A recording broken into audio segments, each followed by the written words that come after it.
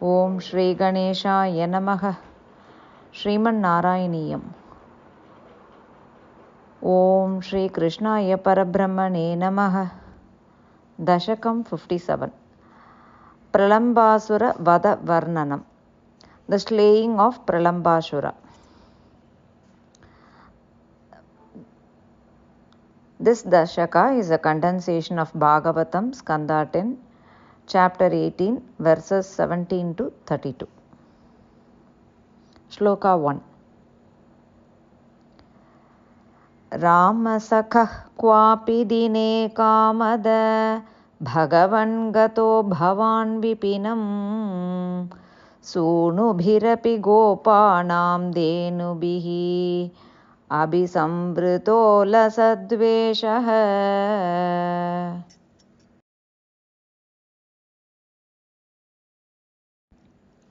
We'll see the word by word meaning.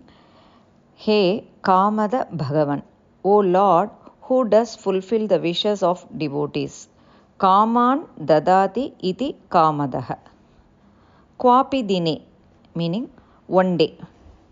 Bhavan, thou. Rama Sakaha, along with Balarama. Lasadveshaha, well adorned. Gopanam, of the Gopas. Sunubihi, by the sons. Denubihi api, and by cows. Abhi samvritaha, surrounded. Vipinam, to the forest. Gataha, didst go. We'll now see the full meaning of the shloka.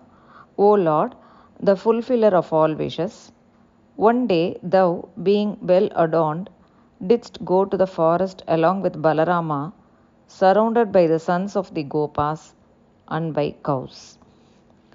Om Tat Sat.